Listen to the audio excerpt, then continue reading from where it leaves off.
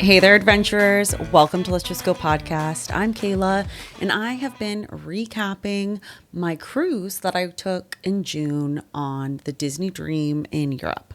So last episode was Corfu, Greece, and today's episode is actually about Valletta, Malta. So this was a brand new place that I had never been. Brian had never been. He was very excited. I was a little excited. Wasn't really sure what to expect. Didn't really know a lot about Malta prior to this trip. I did learn that if you do not grow up in Malta, learning Maltese is extremely difficult. So English is very widely spoken on the island, which I thought was really interesting. But let's get into the specifics. First of all, the ship docked in the afternoon. If you don't know a lot about Malta, there are a ton of fortresses built up the sides of these islands, which is really cool. So coming into Valletta, actually, we had to walk about 15 minutes to get to a lift to go up into the city itself because the port level, it's a wall. It's literally just a wall. All you can see is wall. So we took the walk. It was about 15 minutes in the sun, which I didn't love. But once we got there, it was €1 for a round trip to take you up and then back down. Quick elevator ride, fully glass. It was toasty and warm inside because of the fact that it was a hot day and it was a fully glass elevator. But we were pretty much able to walk right on because we got off the ship as quickly as we possibly could. I did notice that there was quite a line about an hour later when I was looking at the group chat to see what people had to say about it. So first impressions, really, really stunning, so beautiful, and just the vastness of it. Like you're on an island, but then there's an other side of the island that you can actually take a little ferry to get to. We did not have time to go do all of that, but it was just really beautiful to watch this arrival. And it was so nice to have it be in the afternoon so that we could see the arrival as we were like pulling in instead of these other times when it's at 6 or 7 o'clock in the morning and we were asleep when we got to these different places. But very first thing that we did was get a coffee. I had seen a place suggested for coffee, went in, had something. It was great. And then I wanted a little snack. So we went next door to essentially a giant food court of different types of food. I got some Filipino food, which was very surprising to me that there was Filipino food in Malta, but it's an extremely diverse country. So it makes a lot of sense. So while we were having our lunch, I was sort of researching places to go. I really love to get souvenirs from shops that are local, that have locally made goods, whatever that may be. So we went and found a business. Actually, it's a woman-owned co-op that had, I want to say 15 or 20 different small businesses within this building.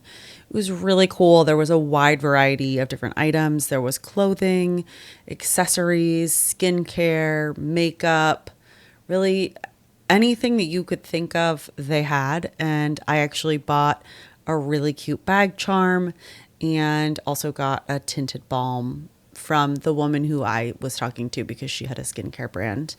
And she actually had spent a lot of time in the US and knew a lot about Philadelphia, which I thought was really interesting. But we bought some things. I asked her if she had any recommendations for other places to go.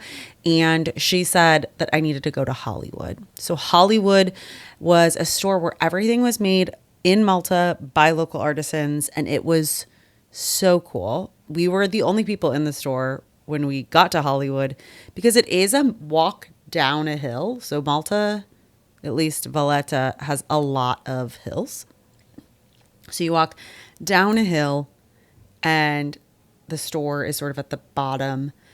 And I walked in and I immediately smashed my finger in the door, which was not a great time. But it was 2 stories. So there was a basement and then upstairs, everything was made in Malta, which was really cool. We got some hot sauce. We got a nice ceramic cup. I got some cat themed things because of who I am as a person. They actually used to have a store cat but that cat was adopted by someone and taken in. So they no longer have a store cat, which made me sad. I was like, I was really looking forward to seeing the cat. So the person who worked there actually gave us a suggestion of where to go get something to drink. He suggested we go to a place called Café Society and to sit outside and just enjoy the view, which is exactly what we did. And it was beautiful because, again, Valletta is sort of built on a incline. So Café Society is at the top of this incline, and then it's steps going down, and the steps are the seats, which was really cool. So we sat down, had some drinks, really just enjoyed the vibes, got a little snack, got a second round of drinks, and then a bird decided that it wanted to shit on me and almost in my drink, thankfully not in the drink directly next to it. And that was when I was like, okay, I guess we're done here. But I will say bird shit is considered good luck. So I was like, all right, that's fine. I'll take it. It was not great to get pooped on, but yeah, we wrapped up from there, wandered around a little bit more. Thankfully, the bird poop was on the leg of my pants, like down towards my ankle. So once I was up and moving about, it wasn't anything too terrible. It was just, a fun story to tell you all now. So we wandered around a little bit more. We actually had a 7 p.m. dinner reservation because being in the port later meant we also left later. So we left at 2 a.m., I believe, was when the ship took off. Maybe it was 3 a.m. So we had a really nice evening, which was great. We went and got dinner at a place that had authentic Maltese food, and it was so good. We got pizza, we got pasta, we had like spritz that they do with it's like peach. It was really good, and we couldn't finish all of it. So I actually took a bunch of it back to the ship, and then we gave it to the people who came to help us in our room, because when we got back, there was no shower curtain in our shower, and all I wanted to do was take a shower and get the bird shit off of me. So someone eventually got a shower curtain to us so that I could take a shower, but it was actually our last day before a sea day and then being back in Rome, which really, it was such a unique destination that I never would have said I want to go to Malta. We had such a great experience. I would absolutely go back. It's a place I would suggest going to. There's a ton of history. It's really beautiful. I don't know how long I would suggest staying. It's a pretty small island. I don't know how much exploring there is to do, although I will say that I felt like the time we had, we really didn't see a whole lot. So it may be worth spending a couple of days. I'll probably go back at some point to really get a better feel for the place.